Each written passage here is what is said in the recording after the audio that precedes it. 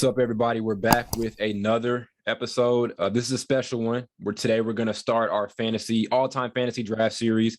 And as I think I mentioned on Snapchat, we're going to go by position. So today we're going to do all-time point guards. The next episode, we're going to do all-time shooting guards.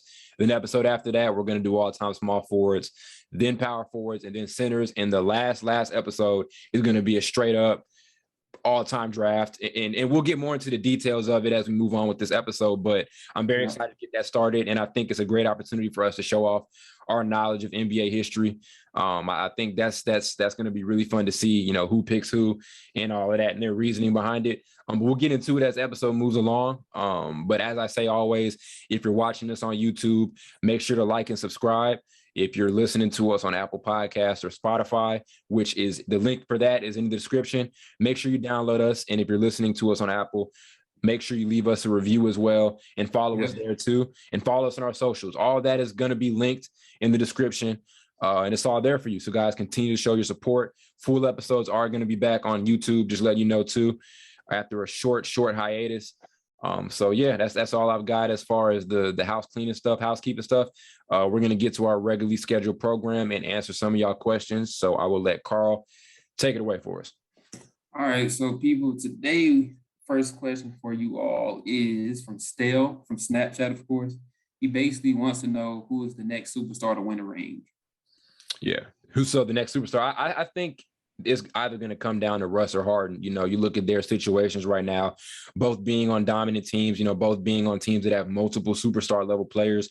We're talking about Russ being with Anthony Davis and LeBron, and obviously that super deep bench that they have. And in Brooklyn, Harden being with Kyrie and Kevin Durant, and hopefully this season they're fully healthy. We really didn't get to see that Nets team at full strength, and they still almost made it to the Eastern Conference Finals and looked pretty good in the playoffs. So I think it's going to come down to them too. I think it's pretty crazy that we're going to come out of next season most likely either seeing Russell Westbrook or James Harden get a ring after seeing them get criticized for not being winning players for pretty much their entire career. So I think those are probably the two next superstars that I can put my money on seeing win a championship. I don't think it's going to be a repeat next year from Milwaukee. I think it'll be a new guy, taking home the crown. So. Yeah. Piggyback off what Ty said. I completely agree with that. In that realm of superstars that really don't have that first ring yet. Russ and Harden, they're really the top tier of. They're on the best teams to do it. They're really in the best position to be able to win that ring. I also say Devin Booker.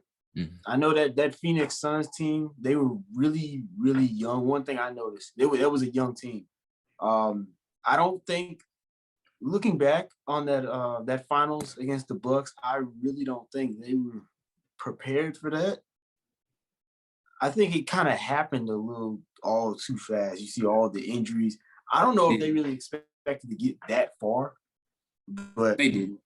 Yeah, I really don't think they did. But now that you kind of reloaded a little bit, CP's coming back. You got that experience. You signed about a couple good pieces, JaVale McGee. You got that experience. You know what it takes to get there now. Not saying that they'll go back this year, but they'll definitely make a good case. Yeah, for sure. Yeah. Mine is probably the same as Ty's, as he said, James Harden being number one because the number one superstar to win a ring, or Russ being two, because both of them have been criticized, like Ty said, for not being, the team player. They shoot too much. They worried about getting 50 instead of getting 20 and 10 assists. Even when Russ gets 10 assists, they still say something. James Harden too. Mm-hmm. So I think one of them two would definitely be the next one or superstar to win a ring. But to piggyback off the question, I'm gonna say, which one, if they won, do you think it would have helped their legacy the most? Oh, that's a good question. Yeah. I kind of messed up his question a little bit, but my bad. Man. Oh, no, not Russ. I say Harden. Sure? I say Harden. Why so? Because I would say Russ. Why so with Harden? I think he's been criticized a lot, especially for his playoff escapades, about him not being able to show up, which is very true. Mm. So I think a ring would kind of quiet those doubters down a little bit. I don't know how much more it will quiet him down, seeing as who else he has on his team. But it would help. It Yeah. would help. I think it would mean a little bit more than Russ, who really doesn't really have much left to prove to anybody else. I mean, he's done almost everything you can do except win a ring. Mm-hmm. So I'd say Russ for the very reason, and people are going to say, well, Russ is kind of on a super team too, but I honestly think the feeling when Russ gets a ring is, I feel like people are going to be a little bit more excited to see that happen. He's got they'll embrace it more. Yeah, because he's got that persona as like a super hard working, blue collar player, the triple doubles and the hard work and the I don't care about what anybody says about me attitude. Like the fans eat that stuff up. So I think the reaction to a Russell Westbrook championship in his hometown, because people forget he's born in LA, or he's born in California or whatever. For him to win that, I think it'll be super high impact. And with Harden, like you said, I definitely think people are going to get on him a lot more than they are with Russ. They're going to say, well, look who you have around. You have, KD and Kyrie. And like I said, with Russ, he does have LeBron and AD by his side, but there are a bunch of different other narratives out there that I think kind of help his case a little bit more. So I definitely say if Russ wins the championship, in my own opinion, I don't think there's much else you could say about his career. With Harden, we can kind of ask, I don't know. But with both guys, I don't think there are any questions you can really ask after they win a ring. Like they've all proved, because Harden's individual stuff is amazing too. Like they both proved the ability to dominate as leaders, and being the number one guy. So I say Russ slights him, but it's definitely close because both of those guys I think are going to should shut down any extra conversation after they win it. Yeah, I would say it's really close. You can go either way because I feel like both guys have been accused of, not having good playoff games when you need them the most. Even though I feel like Russ probably has had better playoff games. That's just probably me. But because like the thing with James Harden is we criticize him for it. The team would be winning, and it seems like he just can't buy a basket when you need him to score one, and it's bad. That was probably as worst it's ever been, probably like 3 years ago. Yeah, that's when it was real bad because I remember. It was against Golden State. They won Western Conference Finals. They chucked up like 23s in a row and missed all of them. You telling me? In a way, if Russ was in his position, I feel like Russ would have found a way to score something. Yeah.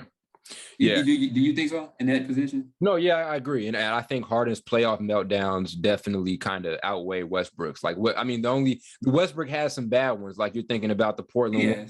The Portland one was embarrassing. It wasn't that he played bad that series. I mean, the numbers were pretty bad. His finals moments or his playoffs moments are more embarrassing than anything else. Like he'll talk a lot of stuff, and then something will happen. Like we remember that first round against Utah where they lost, and Ricky Rubio was cooking them that series. And then after that we had I think it was the year after that. It was a whole Dame back and forth, and I don't even think Dame was saying anything back. And then he hits the bye-bye shot, to send him to the next round. So Westbrook's are a little bit more embarrassing. Harden has some embarrassing ones too. You remember that interview he did about Giannis? He was talking about that takes no skill. Now, okay, but he's actually gonna watch Giannis get his ring off. I'm gonna come at his defense with that because Giannis actually said something to him first, and he threw a shot at him first. He did. He didn't pick him at the All-Star team, and then he said, "Yeah, I want somebody that's gonna pass to me and not just dribble it all the damn time." That's a shot. Yeah. Even though it's kind of true, but he definitely started it. I don't know. It's still funny. It is funny. I don't know what their issue was beforehand, but Giannis definitely did throw the first shot at Giannis. Giannis did the first shot at Harden. But no, I think, like Carl said, those two guys, back to the Russ and Harden thing, those two guys have done so much from an individual standpoint. They're very, very, very similar, to each other with a lot of their individual accolades. I remember that season when Russ won MVP and Harden was like the runner-up. They were both notching out those triple doubles, like nothing. I think this was the first year. I think in 2017 that was like the first year after Harden, didn't have Dwight or something like that, and it may have been their first year under D'Antoni.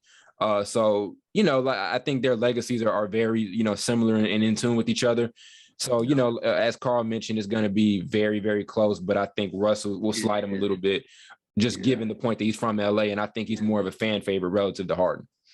He's definitely more of a fan favorite. Because the thing is, they're in the same position. They have two, top five-ish, you can argue, when they're at their best, both Kyrie and Kevin Durant and both Anthony Davis and LeBron can be top five type players at the same time. Yeah. So, but that's my thing. So you can really debate on either side because both of their teams are really identical in terms of big three talent. Mm-hmm. For sure. So it's tough. Yeah. It is. It's really close. It's really hard to compare the two just based off the similarities of career wise. You thinking when they first started, how they came up together in Oklahoma.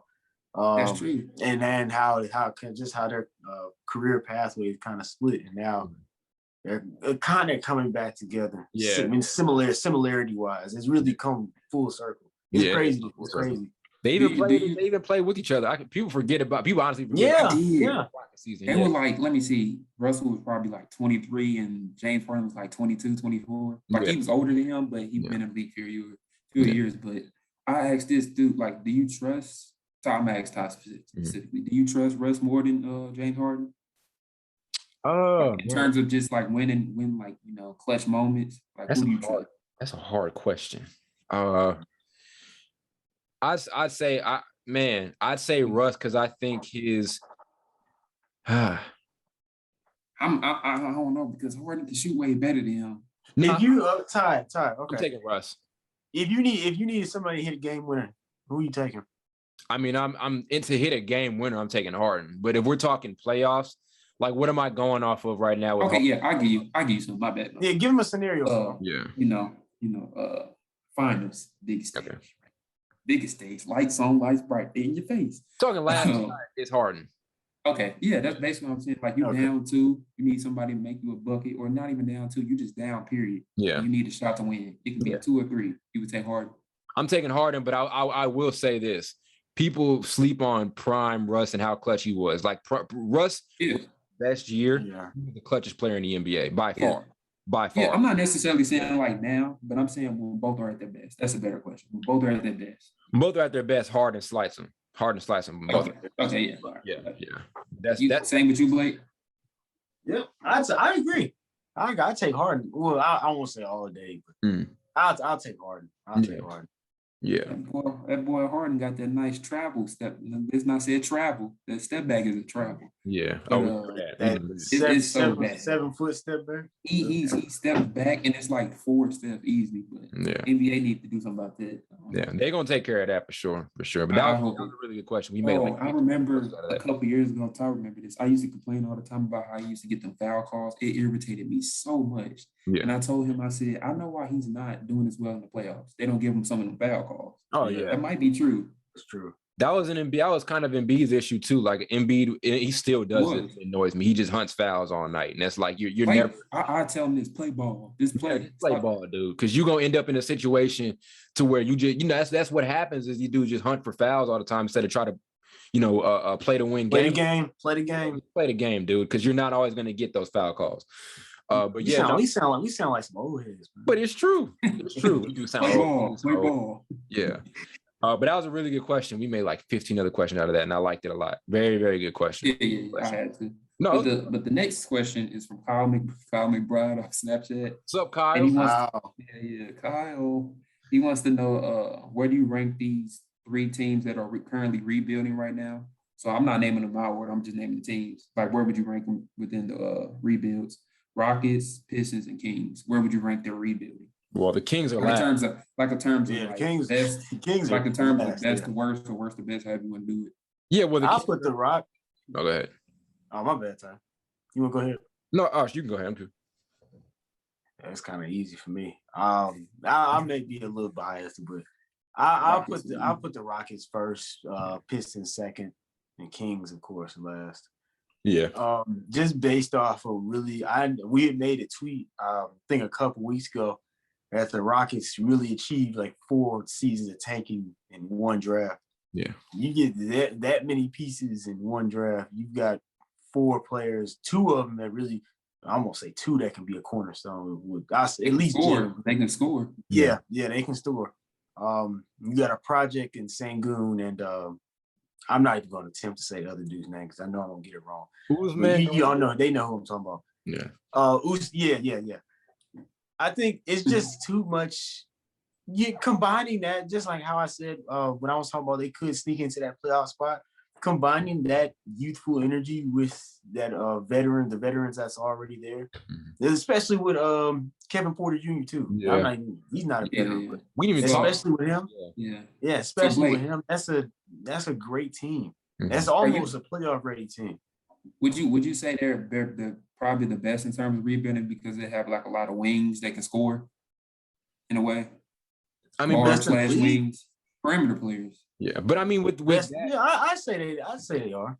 But my response to that is I think the Pistons are a more well-rounded team when you're talking about talent. Like you're thinking about defensively, yeah. Not even defensively, yeah. Not even defensively, you know, but position by position, right? Like I think every spot right now, there's a bunch of promise from. Like at least with the point guard spot right now, you know, for Houston, there's John Wall. You know, but then are we ready to take on, you know, Kevin Porter as our full-time starting point guard for the next couple of years? Is he that type of guy? Is he the point guard we want to build around? Or do we want to kind of play him at the 2, you know, and then kind of see what happens with Jalen Green maybe being a 3 or whatever? But you play him at the 2.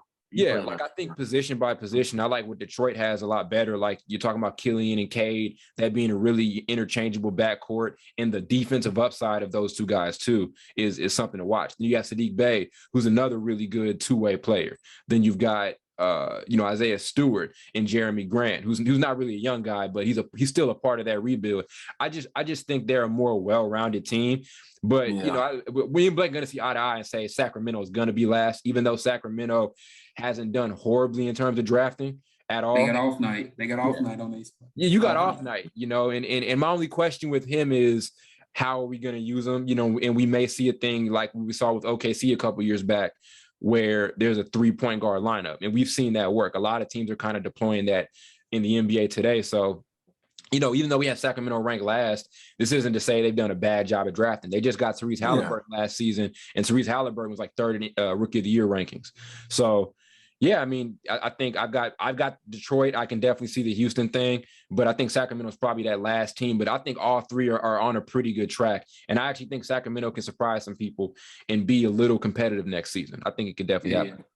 Oh yeah, I would definitely agree with you on put the Kings last, but say we having this same discussion next year, we could change our minds with them. No doubt. Yeah, it's like they're on the brink. Like you feel like sooner or later they're not going to be this bad. Like they're not going to just keep being bad for 20 years. Right. But I mean, it's felt like they've been on the brink for the past 3 years. Yeah, I don't know, but they've been bad since we've been like kids. Yeah, like this kind of concerning, really. But you know what though? My response to that it's not like there's like no, like there are some teams. Well, there was a point where there are some teams where you're just like, there's just nothing they can do. Like there was a point in New York where you didn't know what the hell was going to happen. Or Charlotte, it was a point with Charlotte where you was like, there's no way. Exactly, especially when there was the Bobcats. But you know, you think about not even the talent they have, but the assets they have, right? Marvin Bagley and Buddy Hield, these are 2 guys that a lot of contenders will be willing to take, you know, so you think about the young guys they have, and on top of that, the assets that they can go give up to go maybe bring in some veteran guys or whatever. Sacramento's still in a really good spot, even though they're not in the same conversation as Houston and Detroit. But you know, I think they're going to surprise some people maybe next season, and they're a very, very talented team, especially at that guard spot. Yeah. It's crazy how that fall off has been for the Kings since. I know, Carl, you said they've been bad since we've been kids, but since Chris Webber and Jason Williams, basically. Yes, those early 2000 teams. I may be going out on a limb, but I said that 2002 team, he probably should have a ring. Yeah, my opinion. By the Lakers.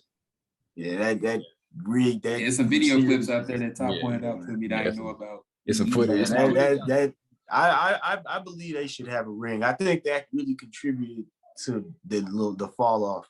You see after from 03, 04, 05, 06. Yeah, those players you got. I think Chris Webber's not talking up in terms of best players that won the ring either. Like he was pretty skillful. I think people really forget how skillful he was. Very true. But for my first and second part is hard. I put the Kings last, but because sometimes I'm like, I like that defense. I like that grit. I know like you gonna stop some people when you ask to. But then on the other hand, I'm like Blake. I like people that can, score 140 every night too. But not saying they can score 140, but they probably average 110. I can see that. Yeah. 110. Yeah. But I like Cade better, so I'm gonna go Pistons 1. Yeah.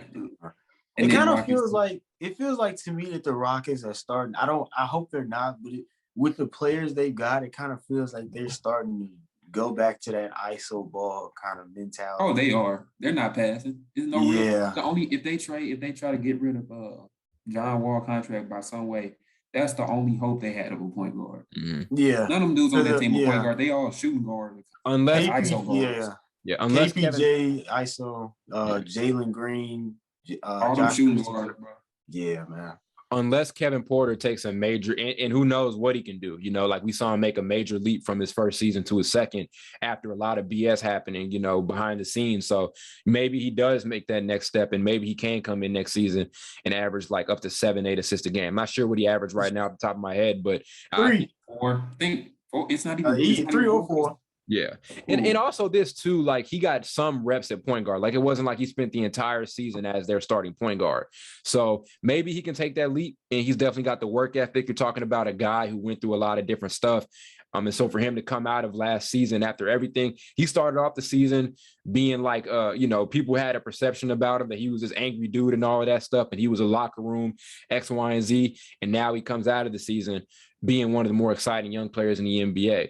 After not even being talked about a ton in that draft class that he was in. So yeah, I'm very excited to see what they do, but I definitely think the point guard issues, they're playing with house money right now. That's the thing. They don't need to be good next season. So they have time to develop at that position for sure.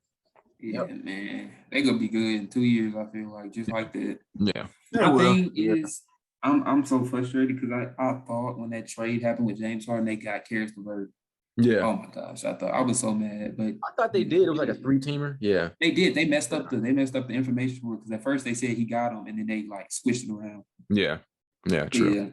Yeah. The last question we have for you all today is from J Rod from Snapchat, of course, and he's basically asking, do you think MPJ, Michael Porter Jr., of course, will become a top 10 or top 5 small forward this year, like right at 5, 6? No, there's no way he becomes. Do you think he become top 10? He could become top 10. He's not going to become top 5 because you're talking about there's no way he becomes top 5. No. And I can see him having a really big breakout, not even saying breakout year, because we've always known the type of player that he can be. But, you know, we talked about it a lot. I think last episode we talked about Bones Highland and Bo not having Jamal Murray there. He's going to get his number called a lot to be like a shot creator, you know. And so he's had step up. Yep. And you know, his role in, I remember talking about it, his role in Denver when he first got there was kind of just as a catch and shoot guy. But as we saw Jamal Murray got hurt, and as we saw the season progress, the ball was in his hands a lot more. Touches were in his hand, or he had a lot more touches as well. So I think his shot creation is going to be that much more better next season. He was always a great shot creator coming out of high school, just never really got super comfortable in the NBA until like the last couple of seasons. So yeah, I think he can make a leap and maybe become top 10 at the small forward spot. I can't name 10 off the top of my head right now, but top 5 is a no-go. Top 5, you're talking about, no, as top 5 isn't happening because you're talking about LeBron, Kevin Durant, you know, let's say we'll call Giannis a power forward, but let's say LeBron, KD, name some other small. I can't think of none. Kawhi Leonard, but even PG. They play, You put PG. You put this PG. What I'm saying. This is what I'm saying though. These dudes don't even play their positions. Yeah, that's the thing. They don't. Yeah, they might be a small forward. They play guard. Yeah. I remember having an argument with somebody about Jamal Murray, like they were calling him point guard or whatever. And I mean, he starts as one, but I was like, that's what they put him at. But then when you watch him play, he's not really. He's not no facilitating player. He's a shooter. Who do you see as who are they running the offense to? The Nuggets team. Jokic. Yeah, exactly. So and Jokic is it's like a point center. Yeah. Clearly. It's positionless basketball. That's what the league is starting to move towards. Yeah. So it's hard to even just it's hard outside of like the KDs and LeBrons. It's hard to just pinpoint and say he's a small forward. He's this, that, and the third. Yeah. Especially with how these dudes now they starting to come out of high school and college. Even LeBron, probably point guard. Yeah. You know, it's just the way the game is going. Yeah, I think we had another question. That was another question that we didn't include today that kind of talked about that a little bit, but that's the way the game is going. I'm not mad at it. I think it's interesting. And I do think the game is gonna reach a point to where it's gonna go back to what we were used to seeing. So, you know, but no, I think he can definitely take a big leap. What would you guys say his stat prediction would be next season for Denver out of the gate? Now that Jamal Murray is not going to be there for an extensive period of time, I'm probably going to personally I'll probably say 20 a game because I don't think they're going to have two guys averaging 20 or more. Like Murray didn't even average over 20. When in his best year in Denver. So, what would you guys say his numbers are going to be? I'll give him 22, 6 and 3. 6 and 3 shooting about 6 rebounds, 3 assists, shooting about 37%. Okay, 37. Yeah, that boy from the field from 3. That's bad. From the field, he likes to chuck up shots. That's the only reason why. I don't think that offense is going to allow him to shoot. Even at his worst, I can still feel like he can get 43 or 44%. I don't know. I don't know. The games I was watching last season, 37. He was throwing shots. He was throwing up shots. He said 30. He said averaged 37. I thought he meant 3-point percentage. Blake, he averaged almost 20 last season on 54% shooting, and he's never shot under 50% his whole career. I don't know, man. I don't see that. You giving him more. They gave him more time in the playoffs. He was chucking up shots like it was no tomorrow. But that's a bad playoff run versus an entire season, though. We'll see. 30, they gonna kill you. I got 37. We'll see. He's not dropping 17 percentage points. No, he's not. That's ridiculous. I got you though. Okay, all right. Well, no, I won't say that. I'll give him 40. They'll deal. They'll deal, but I don't think by that much. They'll deal. I say, man, I got your back, MPJ. You know you a Mizzou alumni, so yeah. You was here for one whole. I ain't even gonna say, but you were there for an SEC tournament. Yeah, you was there. You played. You shouldn't have played. They shouldn't have tried to play you. I always said they don't care about the players. They care about the money. But I'm gonna just say I think MPJ will average because Jokic still gonna average 28 probably. Mm-hmm. So I think MPJ averaged 20 between probably 21 and 22. So probably 21 points, shooting 47% from the field, 47, 48, and shooting 36% from 3. I can see. I don't know where 37 comes from. Either. Y'all talking. Remember when we was talking about the Dennis Schroeder contract? And y'all said I was crazy, but saying they was gonna give him a little bit. You see how them people was agreeing with me. You see what ended up happening. That was also bizarre too. Like no one. Just saying. All right, 1 for 1. Let's put money. Do you want to put money on his field goal percentage this season? How much you want to put? So let's put $20. Let's put $20 on the under. Here is this: if he shoots it under 45%, if he shoots it under 44%, I pay you 20. If he shoots it over 44%, you're paying me 20. That's how we're taking that. Bet. I don't got nothing to do with it. Bet $20 on the line. Okay, so if he shoots 44.5, you will win, Ty. Mine. So you being specific? Okay. That's so specific. Anytime but I'm saying under 44%, like So yeah, but yeah, he's gonna be really good. Yeah.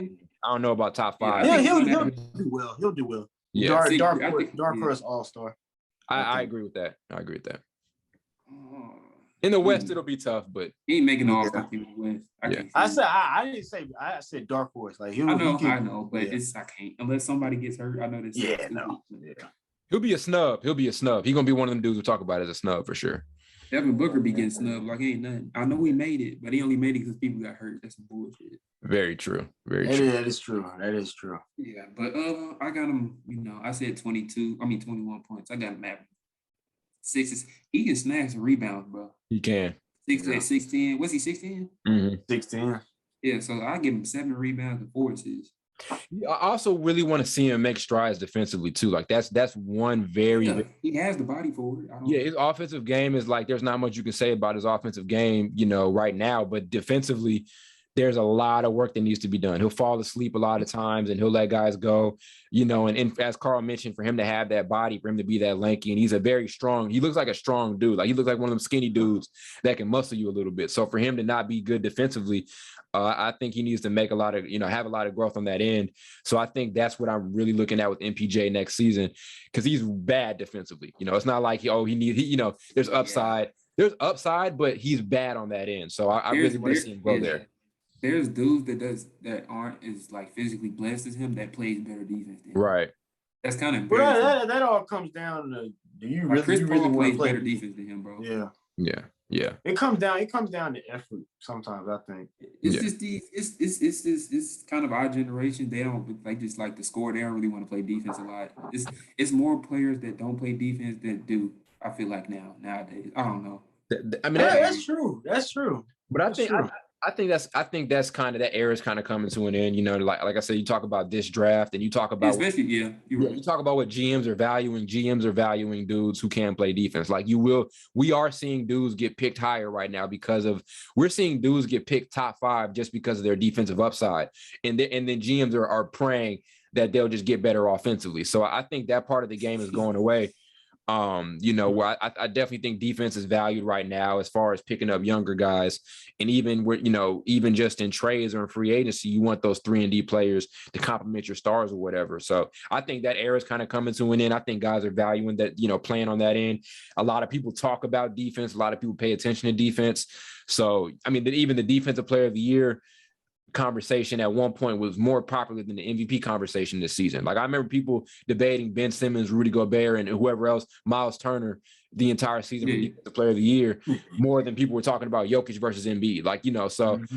Especially on social media. So, I think that part of the game is dying down, but I definitely think he needs to make a lot of strides in that area this coming season. So that's what I'm really looking at for him. It's not the offense, it's not the scoring.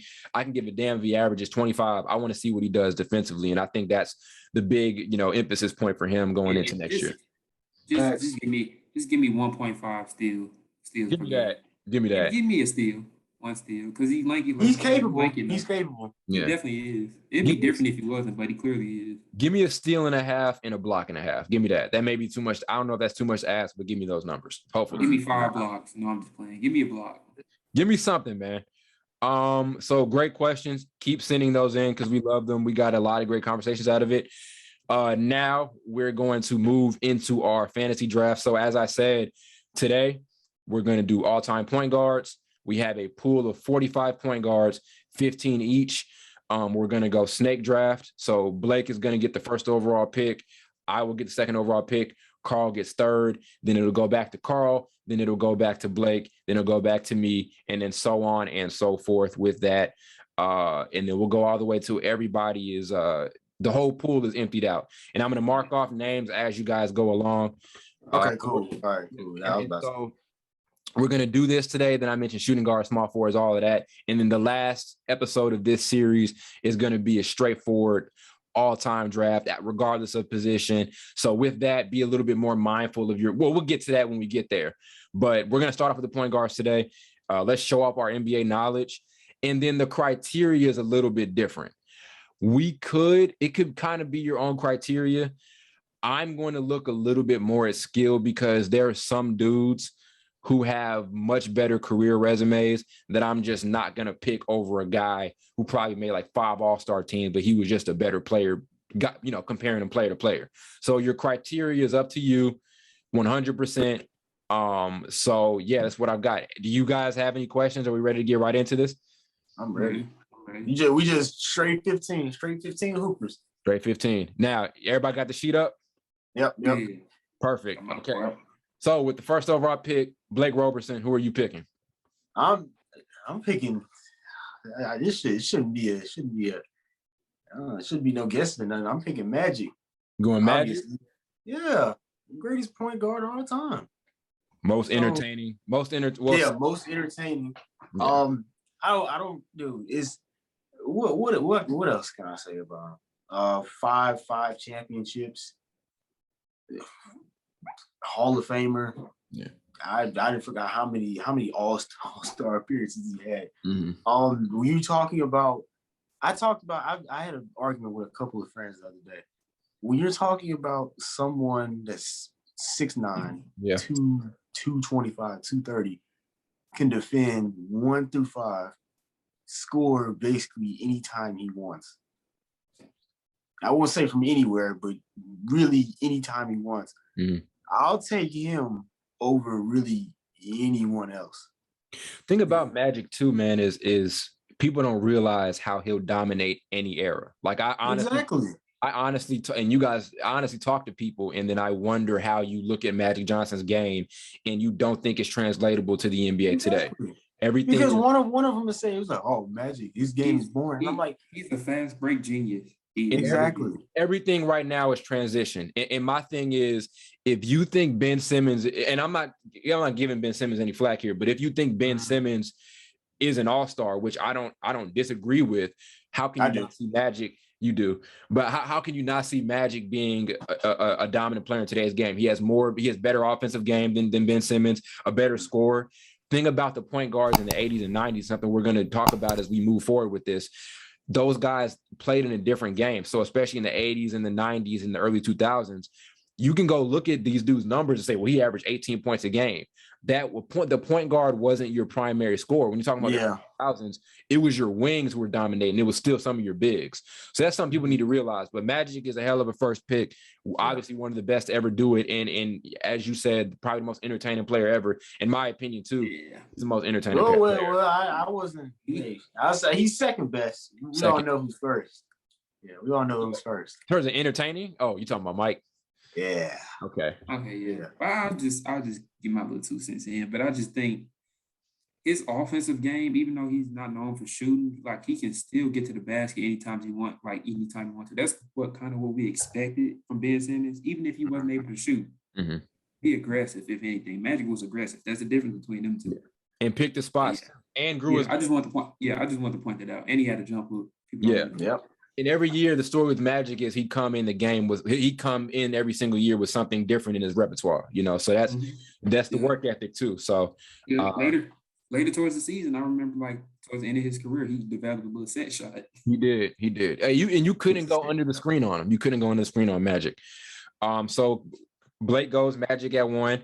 At 2, I'm going straight up Steph Curry, the most influential player that I've ever watched play the game. We didn't grow up watching Iverson in his prime, so we really couldn't appreciate that the way we should have been able to. But we grew up seeing Steph Curry, seeing him pull up from half court or whatever, seeing his story too. People kind of forget about the pre-Steve Curry years where he was getting hurt on a consistent basis and all of that, and people were calling him overrated coming out of college. And to see everything kind of go full circle for him is really amazing stuff. He's got one of the better stories in NBA history, greatest three-point shooter of all time. I don't have much else to say. You can't. There's nothing else. It's nothing else to say. There's really nothing else.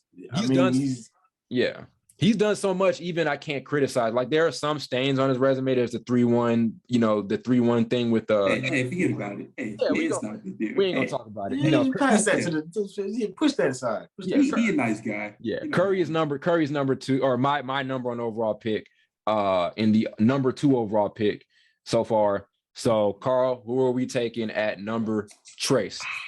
I'm surprised. I might shock y'all. I don't think y'all was gonna expect this. Y'all probably thinking I was gonna pick Steve Nash or Jason Kidd at 3. I'm gonna pick Mark Jackson. No, City Mines. He's pretty good, but I'm not picking him. I'm gonna pick Isaiah Thomas from Detroit. Okay. I was finna pick him. Oh my God, Carl. I feel like people just don't understand how he was one of the first guards to have handles like that. Mm-hmm. Like back then, people weren't known for dribbling that great. They were known for basically, like Magic used to do, even though he could dribble a little bit, being at half court and facing you backwards and kind of dribbling you down from half court and setting picks.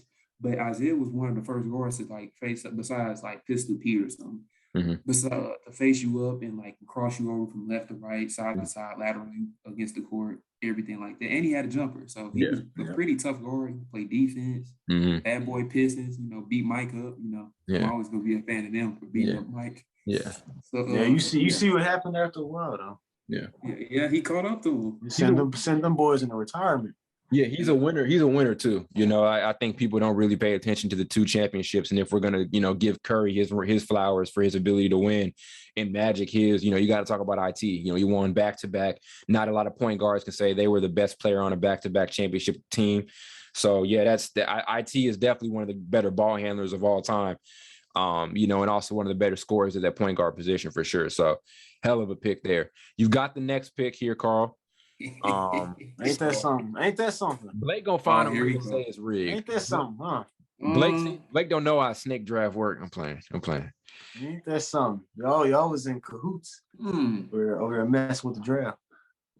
I hope y'all don't pick who I was going to pick. No, you're next. You already I'm just saying after. I'm saying if I don't pick this player, I hope you all don't pick him. Okay. I might be picking him a little too early. I'm gonna gamble. I'm gonna say, this is tough. Forget it. I'm gonna just pick Steve Nash. Okay. I got Steve Nash from just in terms of did you all watch Steve Nash growing up? I did. I caught him. Yeah. I didn't watch it when he was in mostly when he was in fourth and fifth grade. Yeah, but I don't think I was really watching Deuce back then. Yeah, I just started watching it though, because I remember him against the Lakers. They could not beat the Lakers. It was a good series though, but they just had Kobe and they did. That's what it came down to. Yeah. But anyway, I'm gonna just pick Steve Nash, even though a lot of people kind of dislike the MVP he won. I get it because he did only average 16 compared to Kobe's 30 and Shaq's 28, LeBron's 30. Yeah. And D-Wade's 30. I don't. Yeah. It's most of the time these dudes win MVPs because they have the best team with the best record. That's going to win most of the time. But his years with the MVP averaging 18 and 10 is still pretty impressive. So I'm gonna have to give the nod to him because he was really one of the first Canadian players to be at the guard position like that and dominate. There's not a lot of dominant Canadian guards in the league. Yeah. As far as all time. So. Yeah. And back to, you mentioned his stat line too. Like I said, back in the early 2000s and the 90s and all of that, the point guard position was just different. There were just a couple of dudes, who were coming in, being shorter guys and being being the go-to guy offensively or the go-to guy scoring wise, So definitely, I love that pick and very entertaining player too. And another dude I think could 100% dominate the game right now. And still had soccer. He played soccer too, so he had footwork. No doubt. His footwork is crazy. Yeah. And I'm not sure if people would appreciate his game right now either. They would because it's not. They only care about points per game.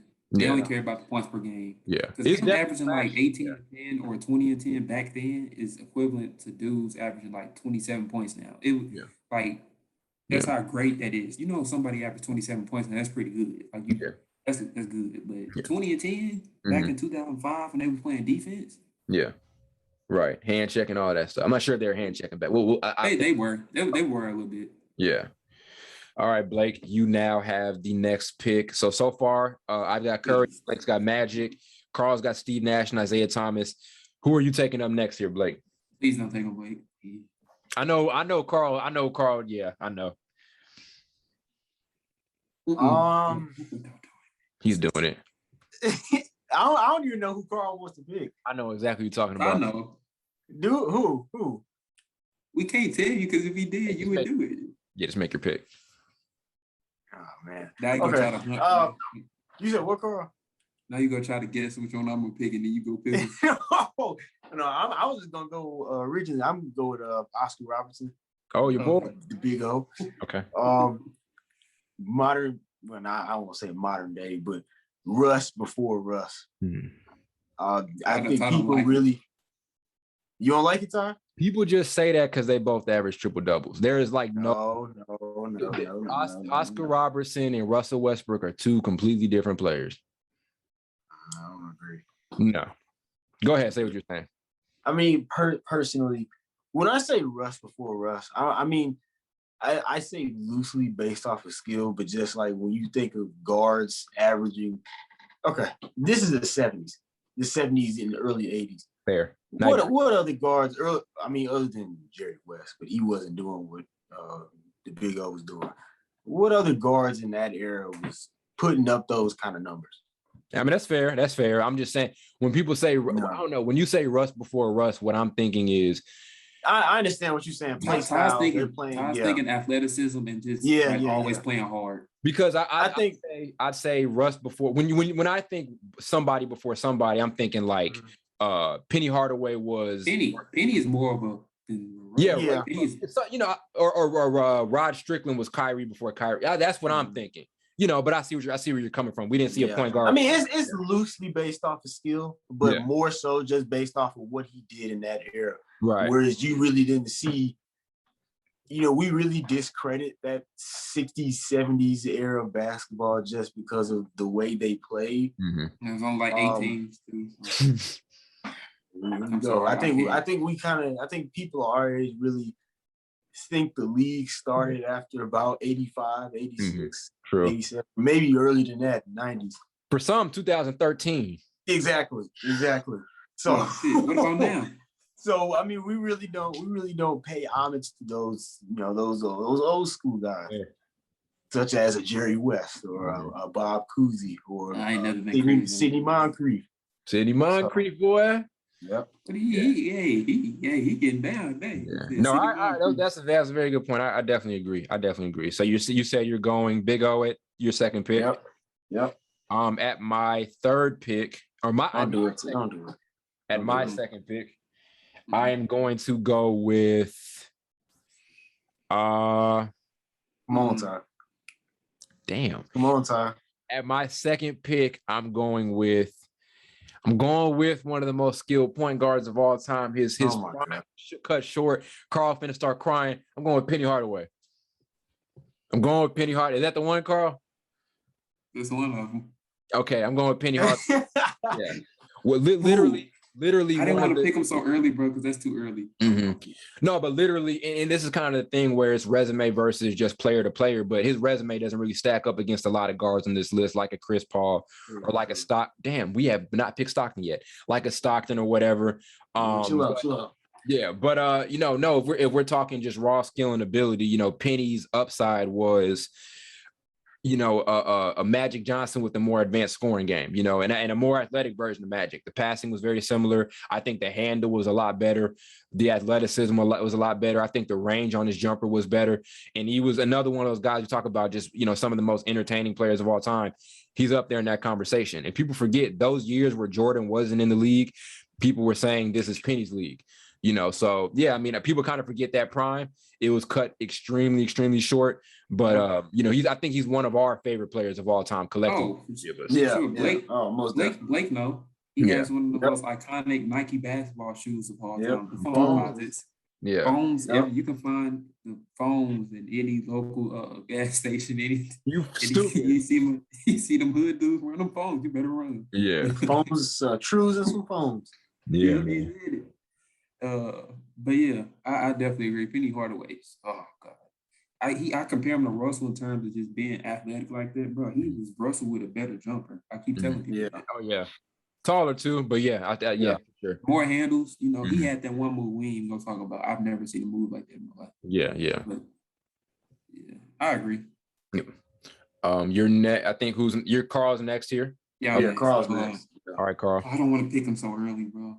Man, just pick him because one of us probably gonna be available later. Yeah. I ain't picking Chris Paul, bro. I'm sorry. Okay. If you ask me who would you take, like I'm not comparing like resume, like Todd said, resume to resume, but player for player, I'm gonna take Damian Lillard over Chris Paul. Okay. Player for player. Really? I've seen player to player. I know Dame gonna give me 30. Oh, okay. I Player don't to know player. if Chris Paul can. Yeah. It's not based off resume because obviously Chris Paul beats him. It's termed. Well, you still gonna take him player to player though? Yeah, I think he's better than him player to player. You think? Put him on the Suns. I don't know about that. Put him on the Suns. The Suns gonna win. I agree, but I mean, I don't think that's a standard we can always do. Yeah, that's not. Okay, yeah, you're right. Okay, well, can we do this? What era? Can I go back and ask like what era of Chris Paul would you? Are you just talking about like overall? Oh, both of their best. That's where it gets tough because when we're talking about he's better, like is Damian Lillard's best? First of all, have we seen Damian Lillard's best season? And is Damian Lillard at his absolute best better than Chris Paul's absolute best? Chris Paul wouldn't just, we haven't even picked him yet, but Chris Paul wasn't just taking the game over with his ability to score. He's another dude that would impact the game in multiple ways. We've seen Dame's game get taken away from him. You know what I mean? Because he can score. Yeah, like we've seen it. We've seen parts of we've seen Damian Lillard get limited, and we've seen major weaknesses get exposed.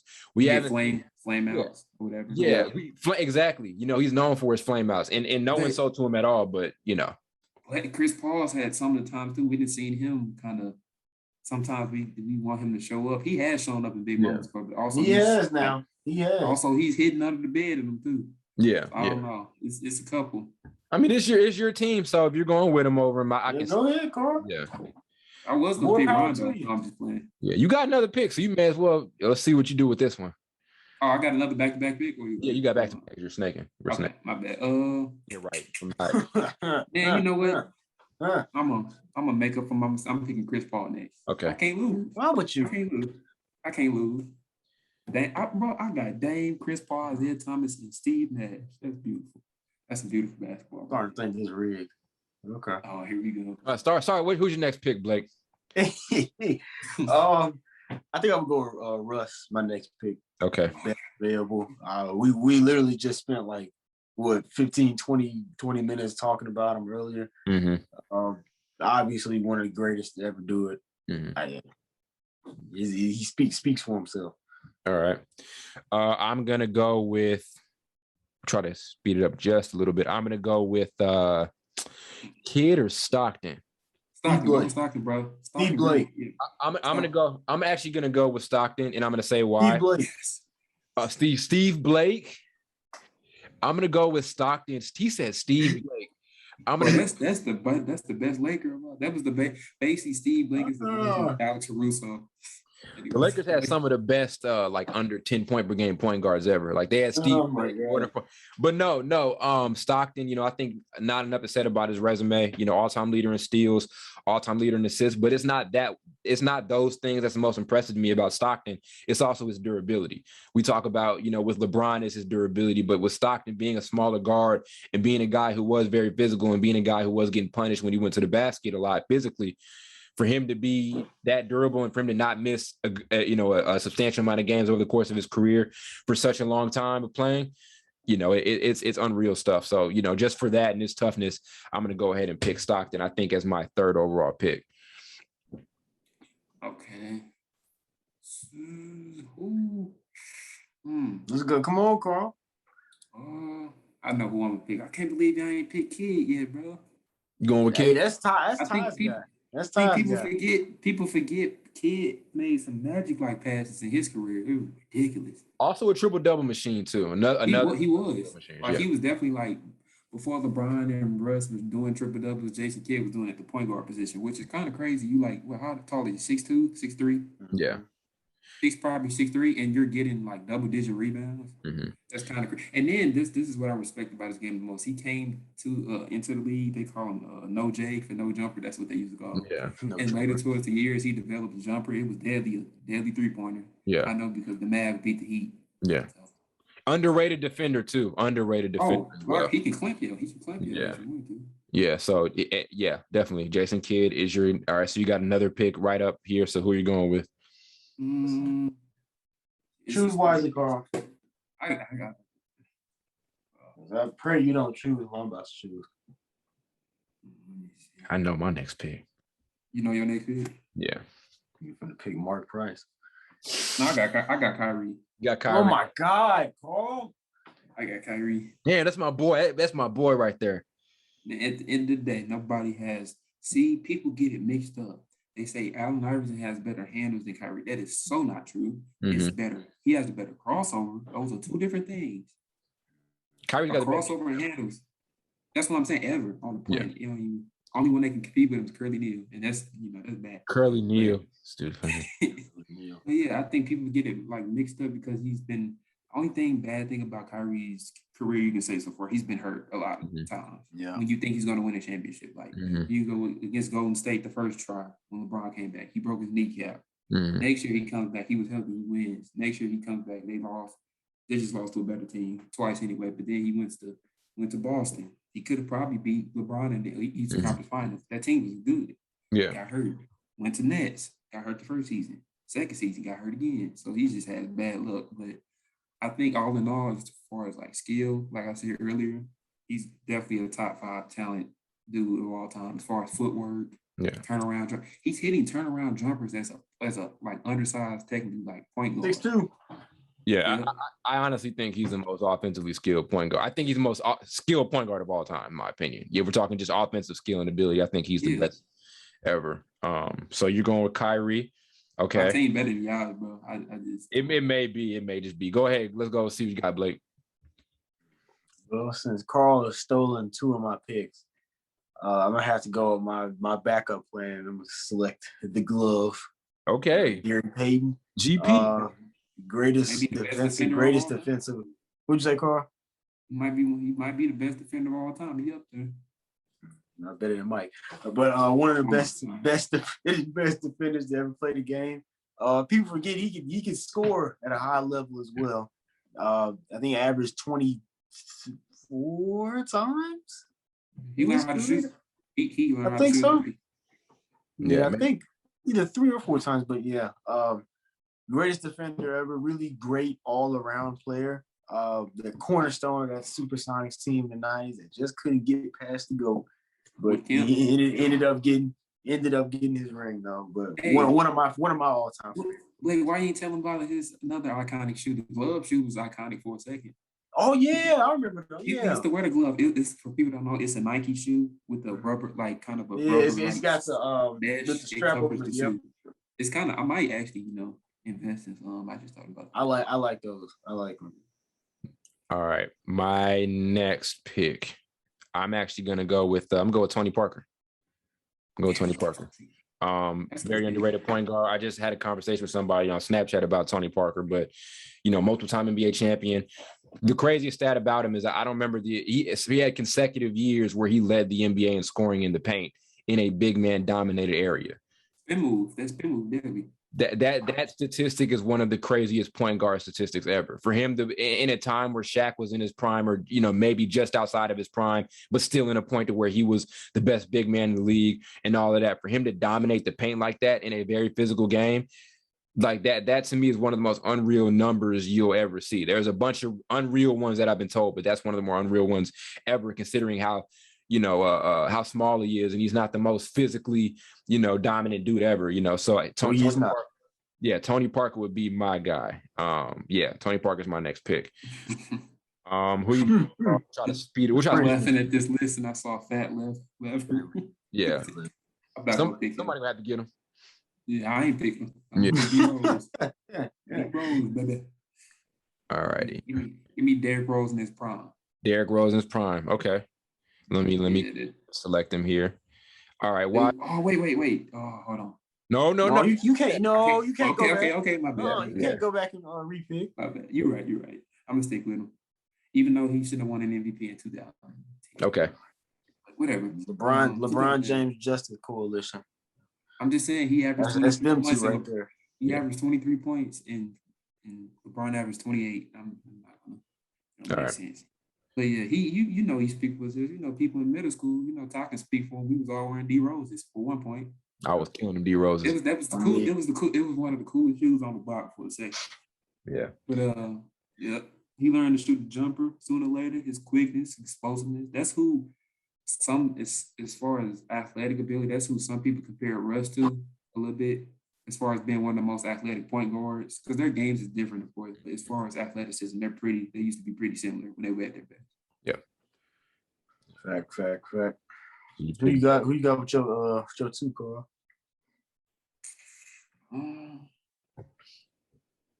Nick Van Exel. Nick Van Exel is wow. Nick the Quick. Okay, that's a very early pick for him. All right, Nick Van Exel. That is very early. Yeah, Nick Van Exel. Your next pick actually here, Blake.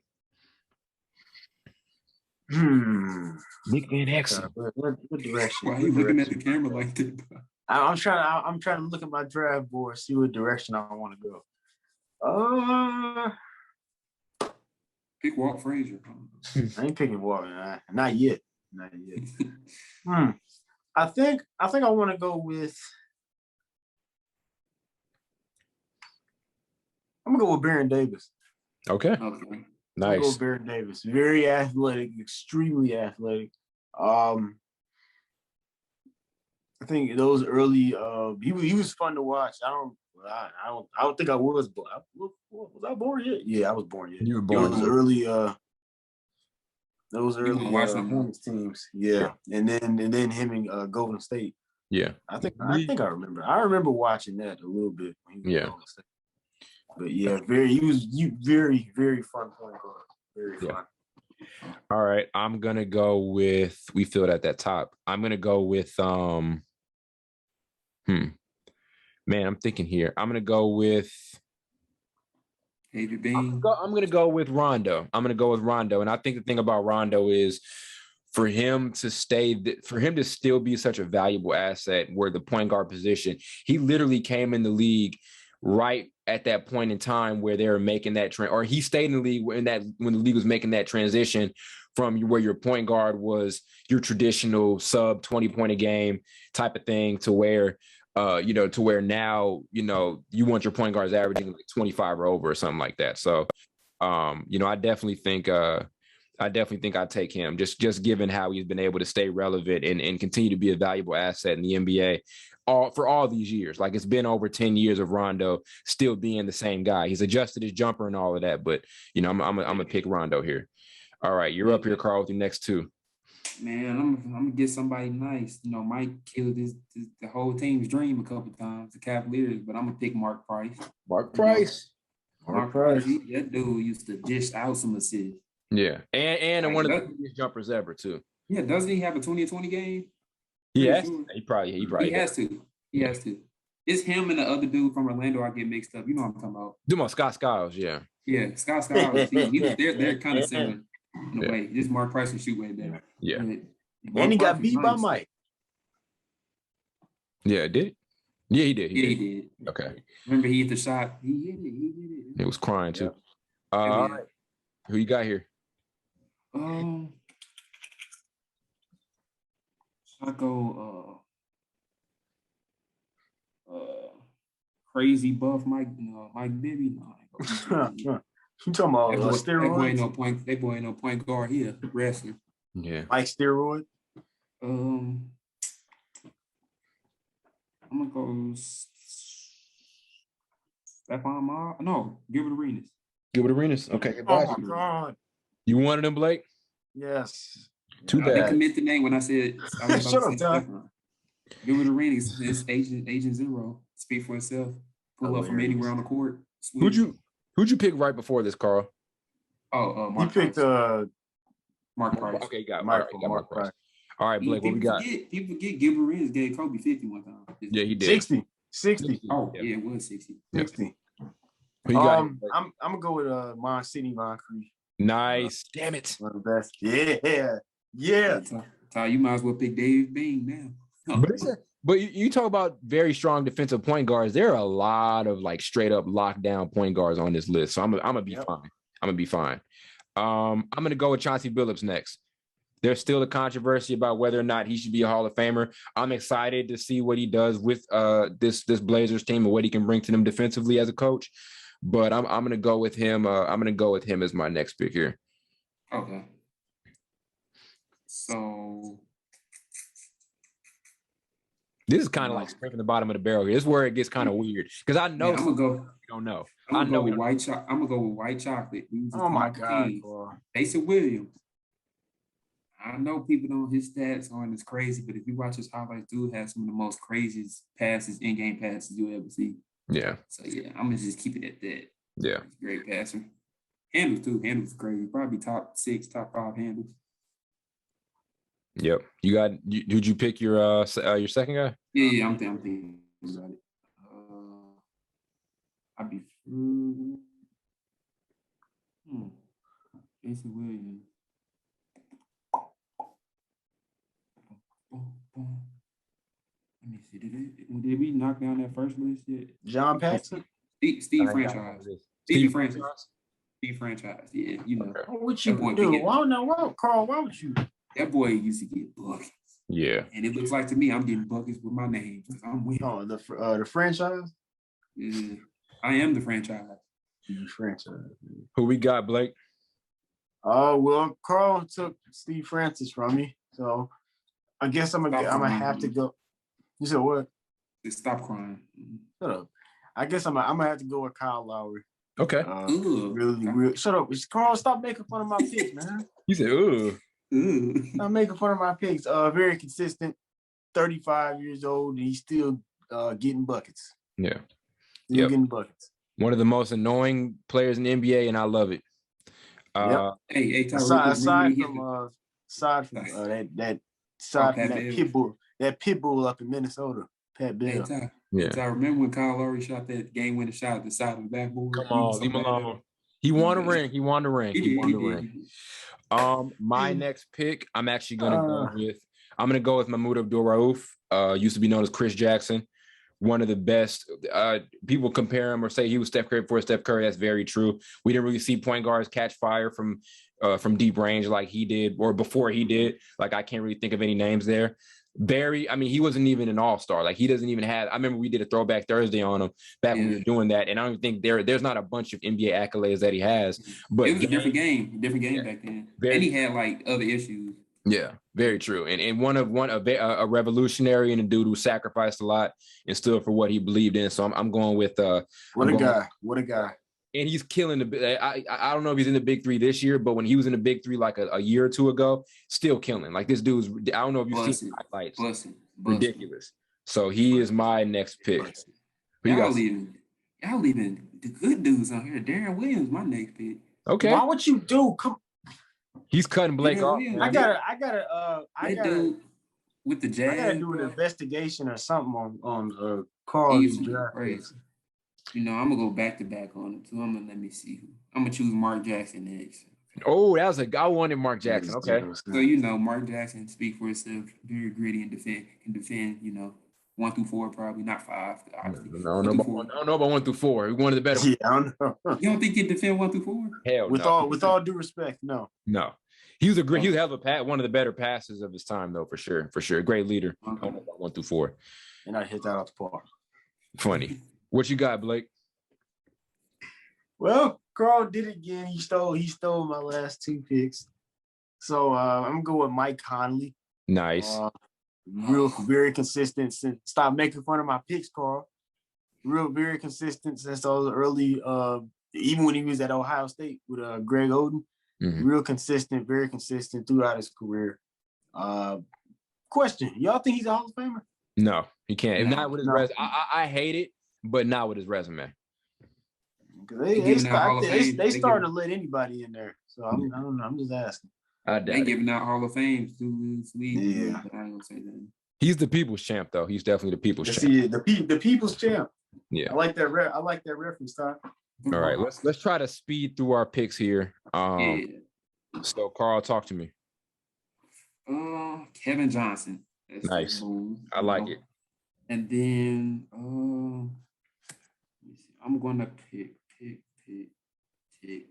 I'm gonna pick Dennis Johnson next. Nice with Dennis Johnson. Solid. Very good years before Boston. Okay, so you're Ty. Don't do this. Don't do it, Ty. Don't do it. You're next. You're next. Oh, I am? Yes. Oh, I thought it was you. Okay, I'm gonna go with Tim Hardaway. He been complaining so much he done forgot about it. Go ahead. He been up there crying. He said Tim Hardaway. I'm going with Tim Hardaway. Let's go full. I got a nice clip. I'm gonna send the clip to Tim Hardaway clip to you. I don't know if y'all have heard the interview. I think I have. Okay. Hilarious. It was hilarious. It was wrong, but it was so. It was very wrong.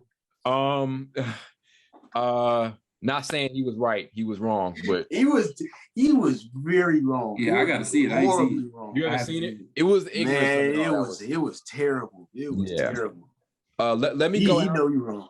Yeah, he was very wrong for that. Let me go with Nate Archibald. Very ahead of his time, shorter, scoring-minded point guard, lefty. So I'm gonna go with him. Talk to me, Carl. I got Muggsy Bogues. Okay. No, he's short. Like you said, he was what's name? Who did you say before me? I said Tiny Archibald. Yeah, he was even tinier. Muggsy Bogues. Yeah, he was the shortest player ever. Yeah. Yeah. So yeah, he still got buckets at that height. That's very impressive. But then I'm gonna pick